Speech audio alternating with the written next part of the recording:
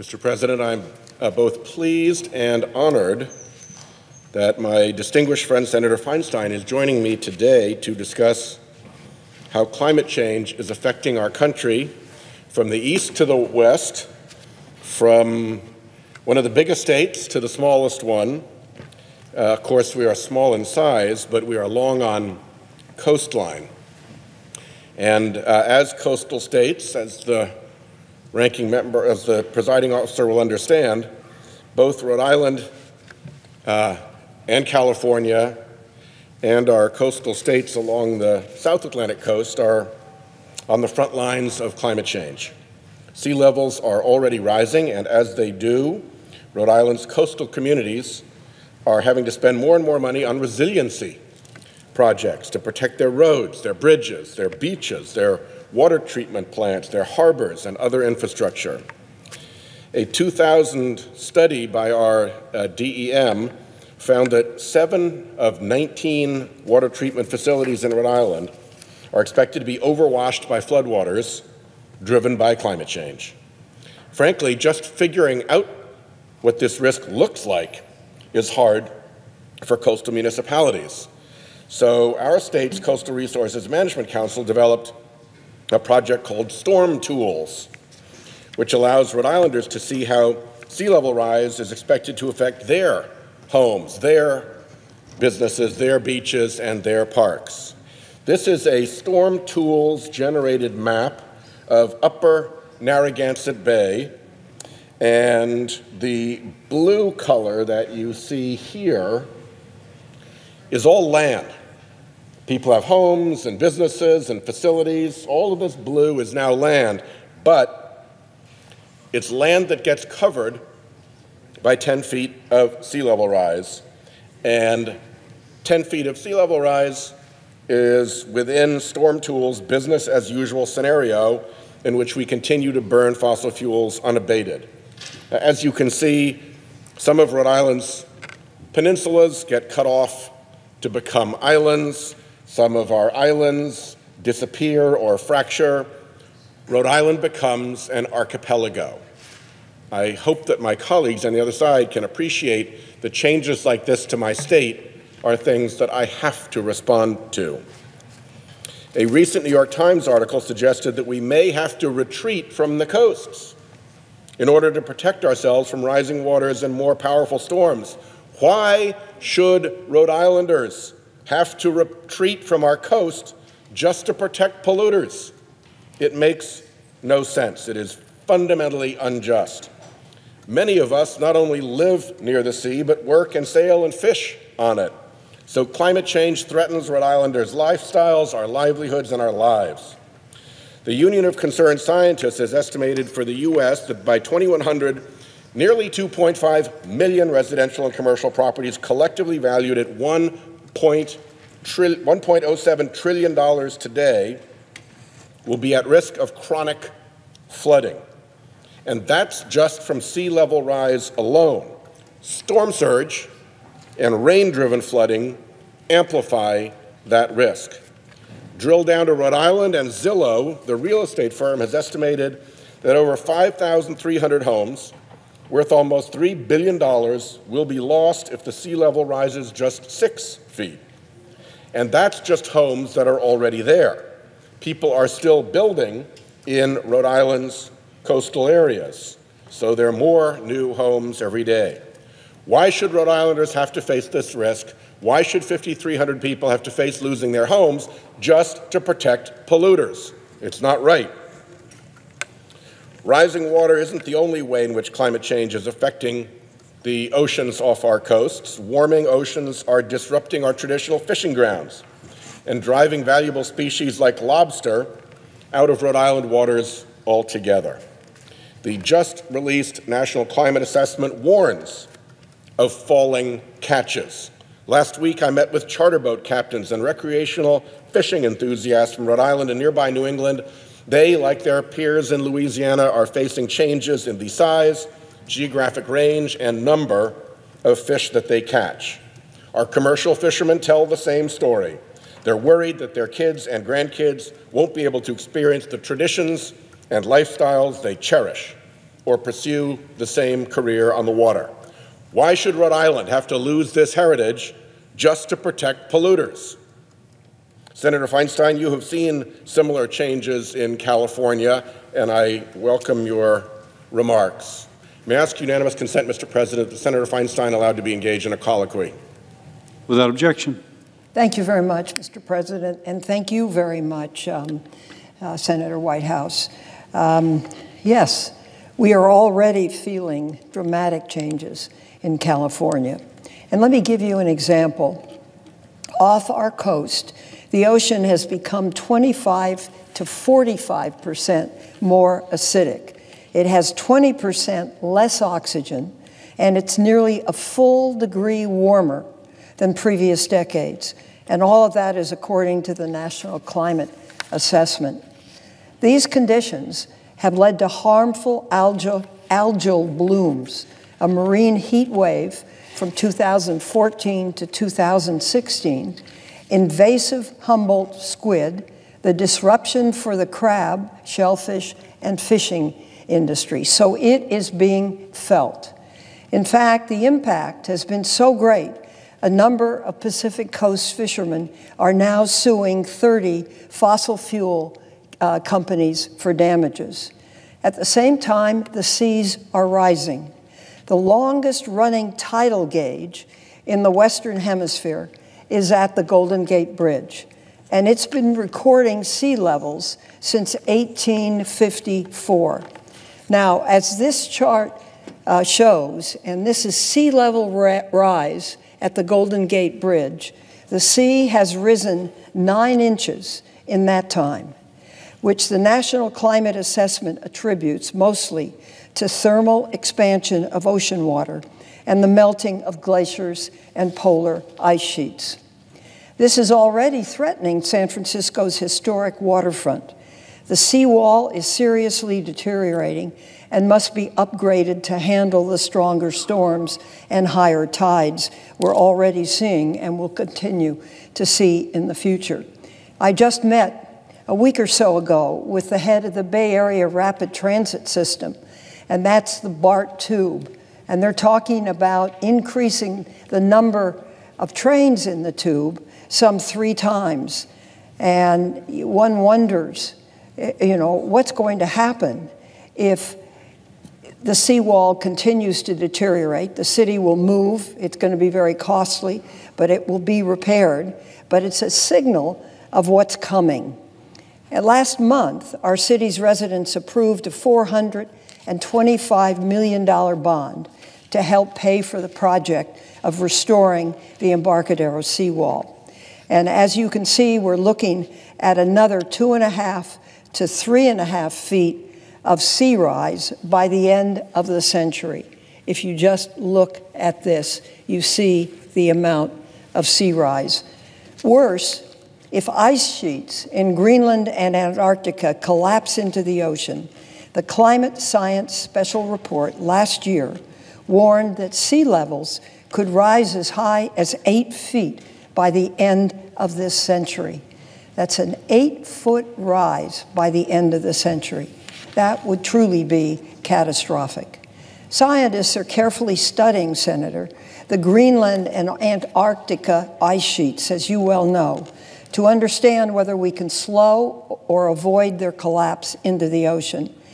Last year alone, we saw an iceberg larger than the size of your state, Rhode Island, break off of Antarctica's Lassen Sea ice shelf. Events like this can give us clues into what large-scale melting may look like. Antarctica holds 90% of the world's ice, and the rate of ice melting and calving increased 6-fold from '94 to 2012. A 6-time increase in 10 years. It's amazing. According to an eye-opening report from National Geographic last year, if the West Antarctic ice sheet collapses, as some researchers think may already be happening, it will eventually raise sea levels worldwide by 10 feet. This is a picture right out of National Geographic, and a whole issue is devoted to this and the rifting of this huge glacier and what happens when it breaks off. And that's where there are different views, of course, but some say the sea could rise as much as 10 feet. And I really suspect, between you and me and the outside world, that it's going to be some calamitous effect that shakes us up enough to do what we need to do about it, because we've been very slow to respond. National Geographic reports, too, that 90% of the 674 glaciers in this area of the continent are now in retreat. 90% of them. And calving more icebergs into the sea. That means they're splitting and breaking off, including the one that's photographed right here. A full collapse of the ice sheets in Greenland and West Antarctica would eventually raise sea levels about 35 feet, it's estimated. I drove through San Francisco in the Marina District, and I thought, oh my God, what can happen? You know, in 15, 20, 50 years, our grandchildren, and it's really startling. But rising sea levels are far from the only problem. Wildfire and drought are already reshaping my state. The California drought from 2011 to 2016 was made worse because of climate change. Higher temperatures depleted groundwater and reduced the snowpack. Large parts of California, including the Central Valley, which produces the majority of our nation's fruit and vegetables, had to depend on groundwater pumping that will not always be available. And the National Climate Assessment warns that global warming will reduce the rate that groundwater replenishes aquifers by 10 to 20%. So we have a real problem. And I wanted to add to that fire. I've been to big fires. As a matter of fact, I traveled with President Bush to a San Diego fire in a subdivision. And then years later, I went to the Sonoma fire. And it was a fire that had burned so hot, Senator, that the subdivision I visited, which was the Coffee subdivision, the block which had houses on all four sides was entirely burned down, and the ground had turned to sand. There wasn't a metal structure, there wasn't a brick chimney, there was nothing that was above ground. And I called one of the chiefs, the head of the state fire, and I said, tell me what's happening. And he said, the Santa Anas have reversed. The winds are blowing 40 to 60 knots. The fire outruns us, and we can't lay line. So what happened, and the meaning, of course, is that you depend more and more on air, which means C-130s, and having to get them. And fortunately, we got 7. And now I went and saw 2 are being repaired and adjusted to carry water. But that's what's happening. And we really have to come to terms with it. This new big fire, which is the largest fire California has ever had, burned down 15,000 homes, if you can believe it. And this is a picture of what the area looks like. And wildfire alone has burned nearly 2 million acres now. More than, well, as I said, 15,000 homes. It's killed 94 people. And wildfire is the deadliest and most destructive season we have on record this year. And this picture, is this paradise? This picture is taken by a member of my staff in the city of Paradise, which was absolutely devastated, as you can tell. Hulks of cars. I've even been to a fire that's burned so hot that you don't see any of this surrounding door metal. And you don't see any tires left. So the terror of fire, and just as an anecdote, I read one story about an elderly couple who left their home and jumped in the pool, and he held his wife in the pool all night, and she passed away in his arms. So this is the kind of thing that we face in California. So let me ask you this. Wildfires are a problem for more than just western states. Haven't fires affected even Rhode Island on the other coast? Senator Feinstein, the fires have affected us. Nothing like this. Our state has not burned. Our state is not like California today, still smoldering from such a massive fire. We don't have the devastation of the photograph that you just showed, but it has sure affected our air quality all the way across the continent from the fires that we've had in California and Oregon and Canada. It's affected Atlantic states as far south as North Carolina, because as you know, these fires loft tremendous amounts of what they call fine particulates into the atmosphere, and those fine particulates exacerbate asthma and other respiratory conditions, increase the risk of diseases like lung cancer. In a nutshell, bad air equals bad health, and we are getting bad air from these fires. And of course, forest fires aren't the only way that climate change degrades Rhode Island's air quality. You just make the air warmer, which global warming is doing, and hotter temperatures help form more ozone. Ozone, as we know, is dangerous for children and the elderly and anybody with a respiratory condition, and 1 in 10 Rhode Islanders has asthma. Our air quality receives a grade of C from the American Lung Association, largely from forces out of our control, out-of-state sources, and ozone coming in from upwind states. This is not just an inconvenience. Across the country, air pollution, much of it made worse by climate change, causes a staggering 200,000 premature deaths each year. Why should Rhode Islanders have to put up with that just to protect polluters? And of course, those aren't the only ways that climate change affects human health.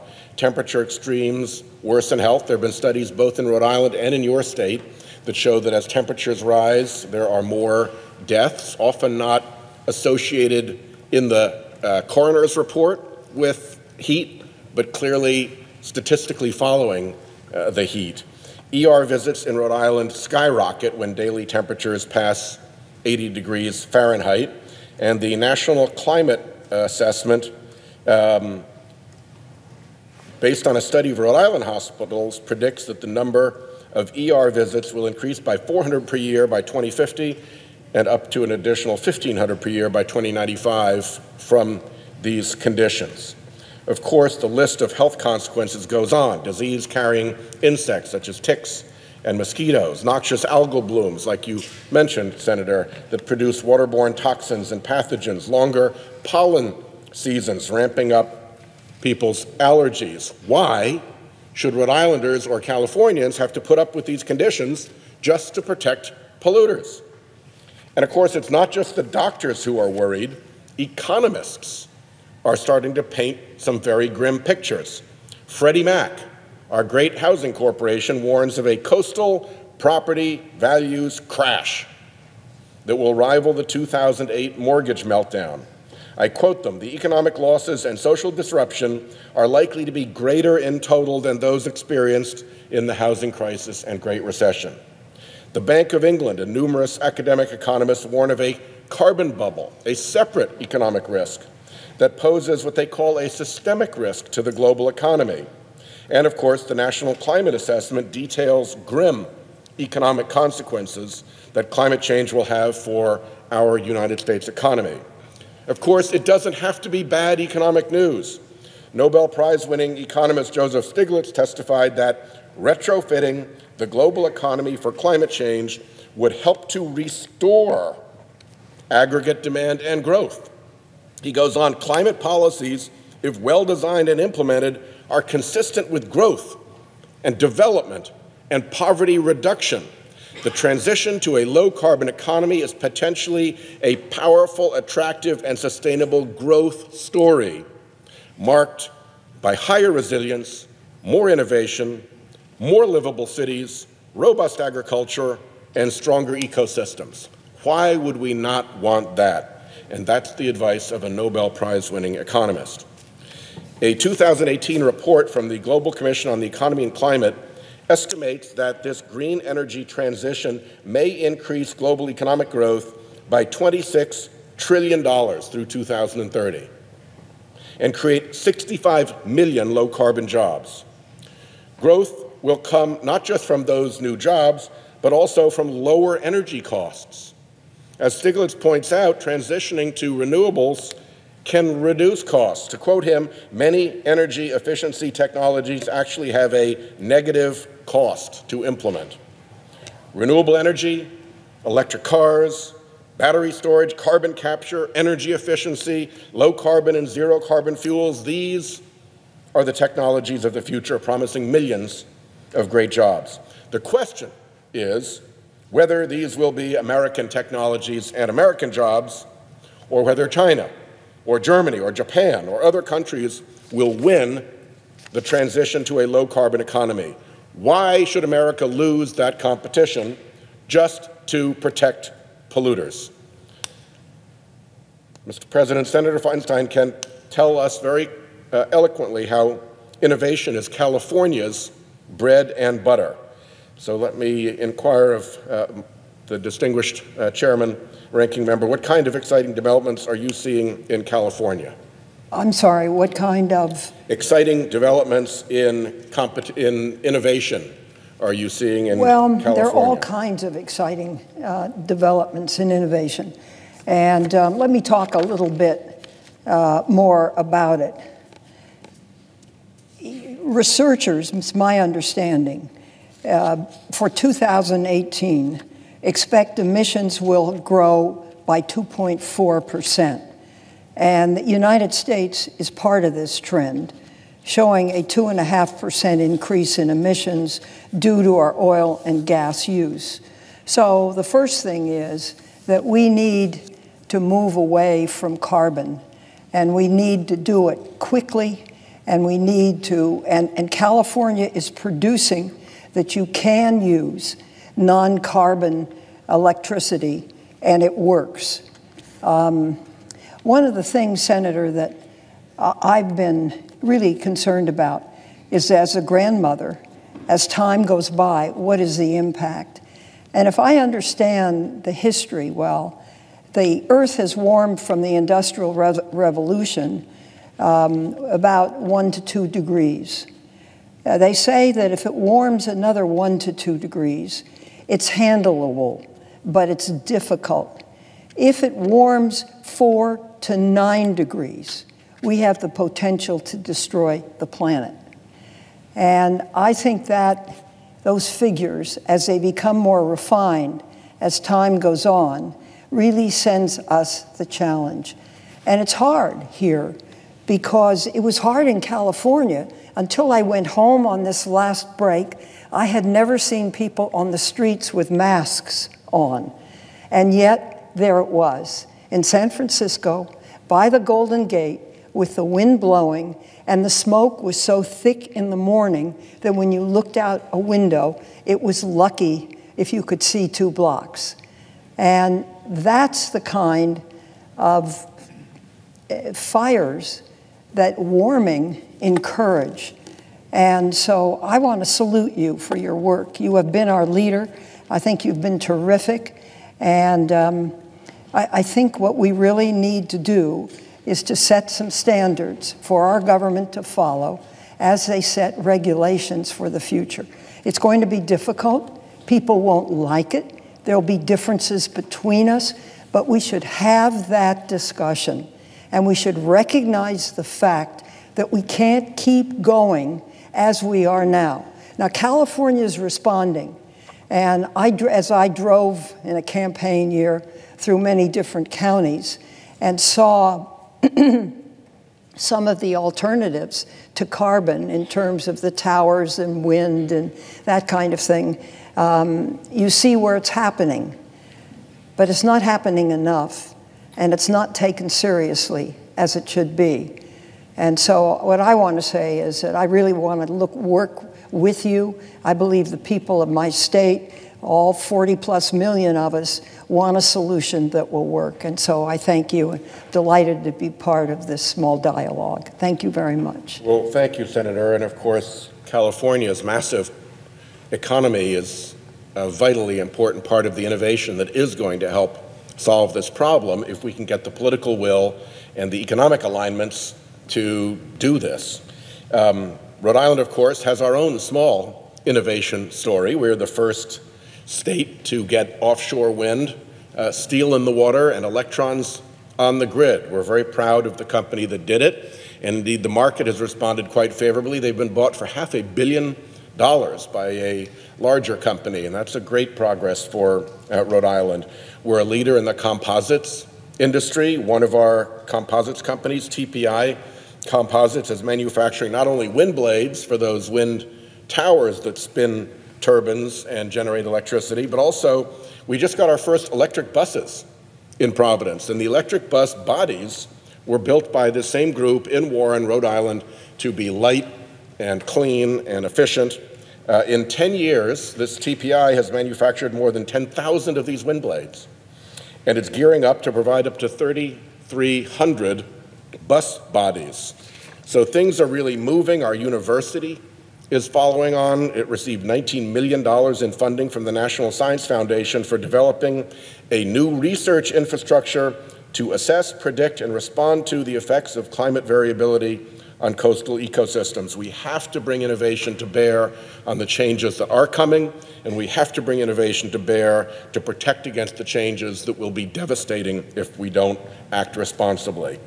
I hope that we as a body in the Senate take the message of what is happening around us, your fires, Louisiana's floods, Rhode Island's sea level rise, and predictions for turning ourselves into an archipelago, and begin to take this seriously. So, or we could just keep protecting the polluters. If I may, please respond just briefly.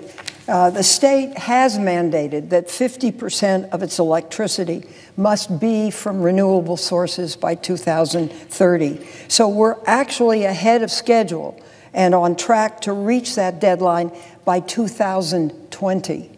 So if we do, we'll both be here.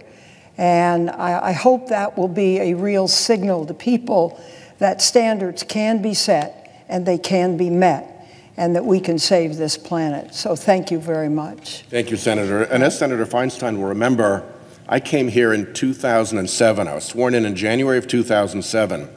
And in 2007, and in 2008, and in 2009, just what we would expect to be happening on an issue like this was actually happening in the Senate. We had, by my recollection, 4 bipartisan climate bills. We had bipartisan climate hearings. We had constant bipartisan climate conversations. This was an issue that was being taken seriously by this body through 2009. And then in 2010, something happened, and all of that bipartisan work came to a screeching dead halt. And what happened was that the Supreme Court, 5 Republican justices on the Supreme Court, issued a decision called Citizens United, which told big industries, big special interests like the fossil fuel industry, you can now spend as much money as you want in politics. There are no limits on what you can spend. And that industry took off like a gunshot, like a runner from the start with that decision. I suspect they anticipated it and instantly shut down all bipartisanship on climate change by virtue of the political spending and threats that Citizens United allowed them to do.